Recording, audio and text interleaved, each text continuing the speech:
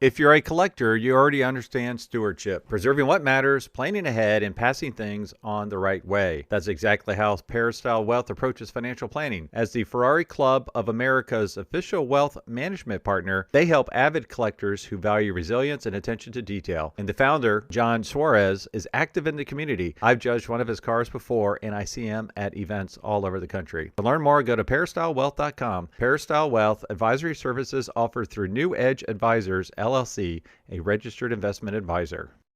Every garage is a mirror of the mind that builds it. The garage becomes a quiet dialogue between who you are and what you craft. A garage is where work becomes meditation and solace, where mechanical truth becomes mental clarity. Some people go to offices, some go to mountains, others go to garages. At Metron Garage, we build for people who do all three. Give us a call to get started. If you own a collector car, you already know it deserves more than a standard insurance policy. NCM Insurance specializes in agreed value coverage designed specifically for classic, collector, and enthusiast vehicles. From weekend drivers to serious collectors, they understand how these cars are used, stored, and protected. To learn more about protecting your collector car the right way, visit ncminsurance.com. Coverage built for the cars you care about.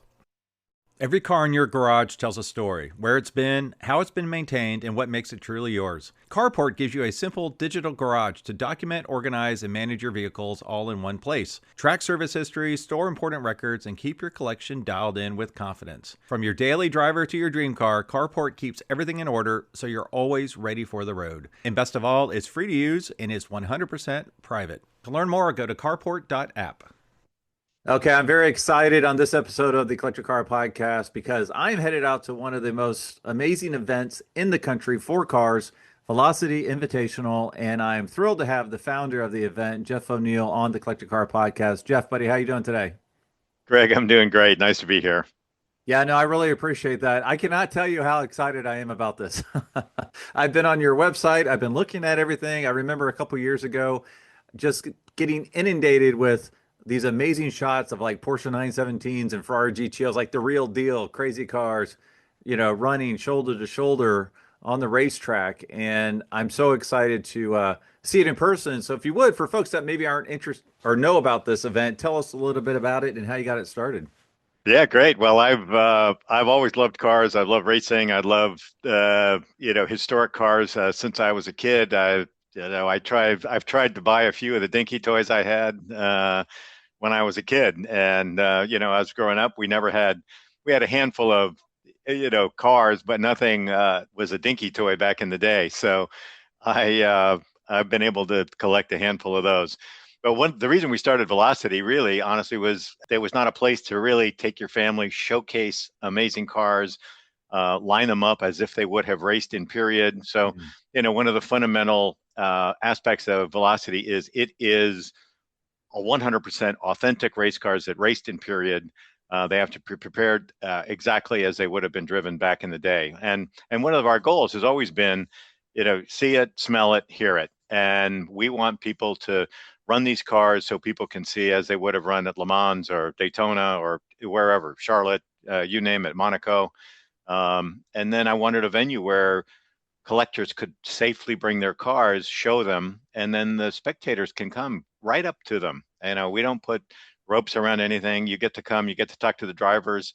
As we progressed, we have Yuki Tsunoda coming this year as our F1 representative. So it'll be super fun to have. We'll put him on the track in a few little cars here and there, and we have all kinds of racing. So. Yeah, that's really amazing. So it's at the Sonoma Raceway. It's actually Friday, May 29th. So a week from tomorrow, as this is released, and goes throughout the weekend. And I love the family aspect of it. I mean, there's kids all over your website. You can camp. There's family packages. There's couples packages. There's kids are like $5 to get into this array. So, I mean, what was it that you just said, you know what? I want to not do a car show. I want to do a cultural event. Like, is it just the family aspect of it? Well, it's a little bit of everything, Greg. I mean, when I started it, what I really, and no offense to the other races around the country, the historic races, but what really bothered me was you couldn't bring your wife or your girlfriend or your kids and have a super entertaining experience. And I wanted, I'm in the wine business, so I love wine. I love good food, and I thought there was more to the world than just hot dogs, and then some guy changing the oil right in the middle of the paddock. So we wanted kids to learn about cars. We wanted them to understand how they were organized by class, by engine size. So when you come to Velocity, you get to see, uh, first of all, you get to see them lined up inside a tent with a story about every car, why they're together. And then I wanted to add this aspect where you could chill out. You could have a glass of wine. You could watch the races from beautiful deck on turn two. So that was the whole idea. I just felt you couldn't bring your family to these events. It was either hot and not enough food or water or wine or beer or what have you. So I was trying to bring it all together. But I will tell you, I mean, I took a lot of cues from the Goodwood operation, which I visited, I don't know, 25 years ago, might have been 30 years ago. I was in London on business, and back in those days, I was young enough. You thought, well, hell, I might as well stay another day. And I took the train to Goodwood, and I was just blown away by what Charles March had done down there. Well, it seems like you're the right guy for it because you have the connections in the hospitality wine world, right? And then you're a car guy, and it seems like you've got the example from Goodwood, which I have not been to, and that is definitely on my bucket list. So, is anyone dressing in period yet at this event? No, we haven't forced anybody to dress in period. I've thought about you must come with a collared shirt, but I decided we won't enforce that this year. Right, right. Well, I think, once you have a couple more years and people are just all excited about it, you could probably get them to dress in their 50s British garb if it's for, some British cars racing around the track, or, 60s would be hilarious, would be a lot of fun with Shelbys and Cobras and, Grand Sport Corvettes running around the track. Now, how are you able to get these amazing cars? I think that's probably the biggest challenge you have because if you have a Corvette Grand Sport or any of the cars I just mentioned, you're inundated with requests to be at different car shows. So that's something that really stuck in my brain was just the level of cars that were at past events. So how are you able to do that? Well, it's super interesting. When we did our first, I think our first Velocity Invitational was 2019, and I was super worried about how are we going to get all these great cars. So I called every collector that I knew. Some of them I knew kind of well, some of them not so well. And I just asked them, and I said, "Look, we want these cars, and we wanted a curated exhibition. So, for example, this year we've got two of the rarest Ferrari GTOs. Both will be racing. Mm, We've got two short wheelbases. We've got two Testarossas. All wow. from 1957, That's all I and need. I need those six cars. I'm done. I'm there. and and then at the end of the day, they're just great folks, and I have this philosophy that you never actually own these amazing cars. We're caretakers for a period of time, and it's our obligation to let people see them. And our preference is that they go on track, and we like it if they're willing to race them. Not everybody is willing to race their $65 million Ferrari GTO, but I just happen to have the two that are willing to bring them and put them on the track. So it's super exciting. But I've been supported by incredible collectors, and I refer to them as I love these guys because they love showing their cars, versus, having a private garage where people, they can sit around with their other pals and drink scotch. That's not my thing. My ambition is that we continue to bring great cars from private collectors that people rarely get to see. It's funny you say that because there really are different breeds of collectors. There's some that are super private, nobody sees them. There's some that are shared on a private, intimate level, and then there's some that want their cars to be shared with the world, and they're extremely generous. They're putting through a lot of time and expense not only to race the cars, but to ship the cars, to have them there. And I love what you're doing and engaging the family because you know as well as I do, unless your significant other is on board with what you're doing and your passion, it's not always as fun. It's, you want to be walking lockstep, So if there is this cultural event happening around a car show and there's stuff for kids to do and there's stuff, kids can sit in the cars, they can, like you said, hear the cars fire up, see them go racing around the racetrack. That really puts that seed in for a future enthusiast, doesn't it? It really does. And look, we have a little bit, we have something for everybody, right? If you want to get, involved in, you want to look at stock cars, we've got a historic stock car race. If you want, to understand, what Le Mans cars were in the 70s and 80s, we've got a GTLM race. If you want to, if you're in love with 60s Ferraris, we've got plenty of those. So there's a little bit of something for everybody. But I think what's most important is, your significant other. Um, you know, I think they all love to come. The kids love to come. They may not want to be out there all the time looking at the cars.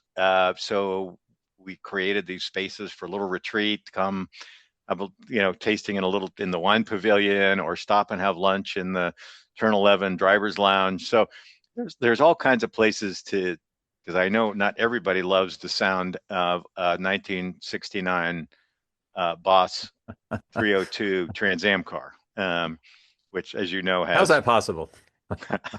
I know it is. It's hard to understand how somebody could not appreciate that. But I will tell you a very funny story about.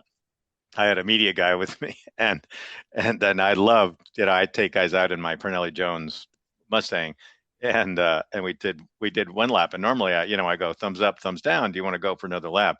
And he's thumbs down, and I'm just like, how can you be a media guy loving cars and want to and have a thumbs down? I pull in, and he said to me, he said, I've never been in a car that violent in my life, and and and uh, and if you haven't been in one of those, I'll take you for a spin, I'm all there. I'm a Boss because I'm. 302 guy. I'm a Shelby Mustang Club of American judge. So I am all Oh, about that. perfect. I, Oh, I will perfect. tell you though, he may not have liked the experience, but he'll never forget it. he he will never forget. I think he was a white knuckle passenger on that ride. Yeah. Well, so what you're doing aligns perfectly with what I'm doing. So I don't know if you've seen it or not, but I got the Enthusiast Guide to Collector Cars, Love it. I and have. your folks have been nice enough to allow me to do a signing out there. Now, I must warn everybody, every event I've gone to so far, granted, I only have like two cases at a time, but I sell out every time.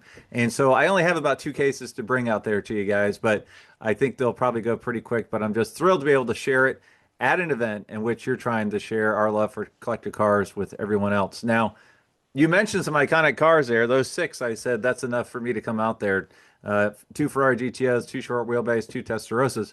Looking back, what has been your favorite car over the years, if you can pick one that has, or experience that has come to Velocity Invitational, and which car for this year, maybe that you're looking forward to the most? Well, boy, that's like picking your favorite child, right? You might have That's one, but easy, you Steve. don't, No. but you don't, but you don't dare say it. I don't have a favorite car. I mean, look, I mean, we think it's fantastic when you can put a Ferrari GTO out there at speed. Obviously, the Testarossas are legendary with the wings on them. I mean, they're spectacular. But today, I think the next generation behind us, or maybe two generations, or yeah, two generations behind us, I think they appreciate the newer stuff. So we've got four of the Gordon Murray, the new T50s coming. They'll Wow, be on four of them. display. Hopefully, we might have six. We're not sure yet. But we'll put them on the track. Uh, Dallara has got a new race car that they built called a Dallara XPX. Sorry, EXP, and we've got two of the EXPs coming, and they will be on track, and they will be available for interested parties to come ride. So they will be super fun, super high performance. And then on the luxury side, obviously we're gonna have Lamborghinis and McLarens, and we've got the first Aston Martin, the Valhalla coming, 100% carbon fiber, super cool car. So everything from, race cars to show cars to hypercars. So yeah, we've got a lot. But I guess if I had to pick one this weekend, I have one of the 2016 Ford GT that they took to Le Mans to go back and beat Ferrari back in 2016 when they went 50 years on from Wow.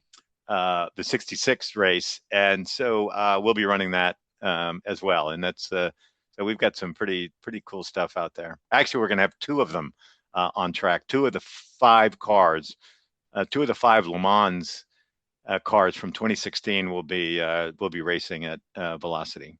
Wow, I was just at another car show where they had the 66 Ford GT that won Le Mans. And I told my wife, I'm like, that, in my opinion, is the most significant Ford car ever. It's, everybody can argue a couple different ones, but to me, that's it. And you can make the easy argument that that new Ford GT 2016 is the most significant modern Ford that exists, right? That is absolutely right. I mean, and then the latest iteration of that car just broke the record at the Nürburgring. So yeah, I mean, it is for a gas 100% gas a petrol powered car. So yeah, these cars are super cool. They're fun. What makes Velocity great? It bring the kids. They can come. They can see the cars. They can get up close. They can touch the wing. They can they can hear it, see it, smell it, Yeah. talk about it. So super cool. What's the oldest era that will be represented there? Boy, we're going to go way back. We've got cars from 1910, 12. Um, they won't. They'll be doing exhibition Sure. driving, but Yeah. but those are super fun. Particularly the kids are always intrigued because it sort of looks like chitty chitty bang bang hits the racetrack, and the guys that run these really old cars, they're just a wonderful group of ladies and gentlemen. They're willing to bring them all. They're just super interesting cars to run, but Yeah, they're difficult to amazing. run for sure. Yeah, and they're just so interesting because they don't operate like today's cars at all. And I'm finding the more we go electrified and autonomous, the more the younger generation wants to go back to the mechanical aspect of cars, which is really cool to see. Yeah, Really no, I amazing. think not only are they going back to the mechanical, a lot of these, like the T50s have a manual shift, right? All right. They don't have paddle shifters, and this was Gordon Murray, trying to create the next supercar that's super fun to drive. Yeah, it's funny. I have one of the reasons I wrote a book about, getting the next generation engaged is the fact that I have two or three, nieces and nephews that are becoming of driving age. And I foolishly tried to teach my nephew how to drive stick shift in my unrestored 66 Pontiac GTO. Thankfully, nothing was damaged. And then my brother-in-law, he wanted my help. So we bought I think it's a 2006 BMW M3, and that's the car he's going to teach him how to drive on. And like 2 weeks later, he's like, I might have to get a Miata. There's just not that entry level point, to teach people how to drive stick. Heaven forbid you have a teenager learning on a T50, right? Yeah, yeah. Well, I got to tell you, the Miata is the absolute perfect car to teach somebody. Yeah, yeah. And I need to go back to your chitty chitty bang bang comment because I always shuddered when I would hear that sometimes from my wife or somebody else saying, "Oh, that's a chitty chitty bang bang car," and it's a Duesenberg or something. It's got the flowing fenders and everything. Well, actually, I looked it up, and the original chitty chitty bang bang in the novel was a 1930 Mercedes Benz, so it's not as insulting as it might seem. Yeah, yeah. Well, the intent wasn't really to be insulting. It was sort of to bring back this nostalgia of that period Yeah, where, the era. yeah, just cars were put together. It was an amazing period, right? When, tires were a new thing, right? I mean, that's only 15 years on, 10 years on from horse-drawn carriages. So that transition of, I mean, one of the things that we try to do at Velocity really is to demonstrate the evolution of speed. So, right, when you think about tire evolution, I mean, to me, it's just fascinating what's happened, over the last 100 years. And then you think about the metals that are used and the evolution from steel to aluminum and then to carbon fiber. And, in between there was magnesium, which, of course, when it caught fire, wasn't wasn't so great. And then you have fuel, right? So you had methanol, and originally it had oil and gas and methanol, and now you've got hybrids. So you've got this incredible evolution.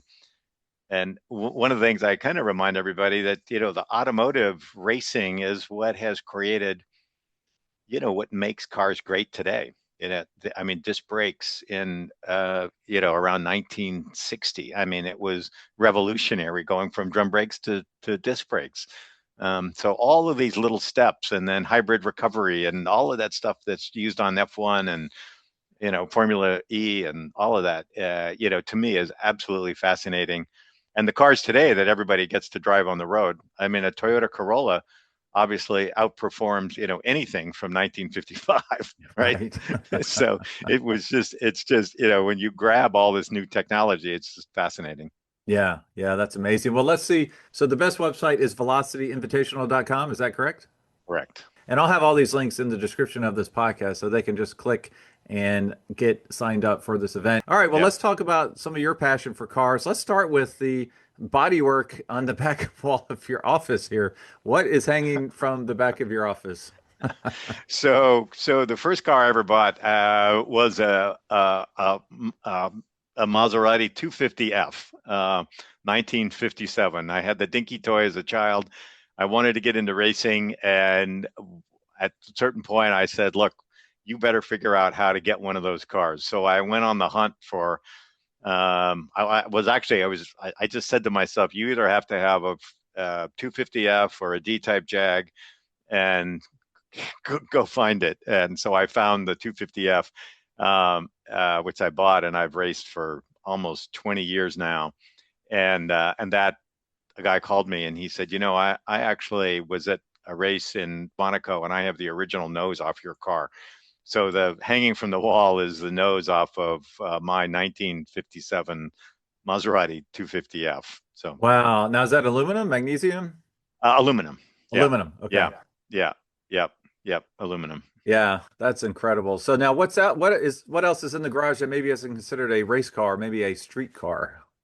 I don't have too many street cars. I have 59 Porsche Cabriolet. They made 1200 after, it was really the follow-on after the Speedster.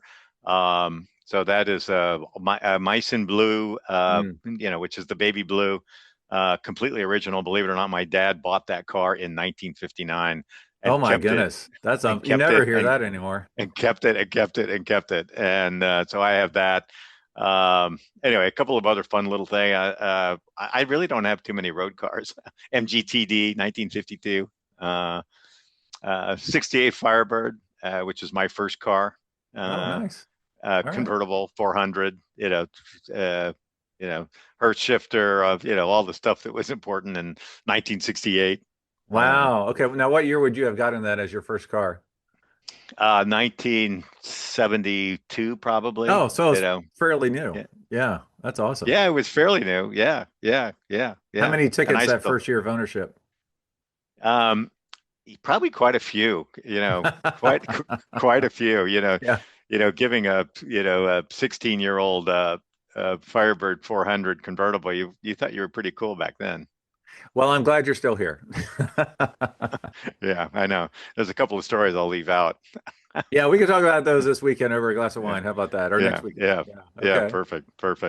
Well, thanks, Jeff, for being on the Collector Car Podcast. I'm really looking forward to this event. Looking forward to meeting you in person and spending the time at the racetrack. Terrific, Greg. Look forward to seeing you.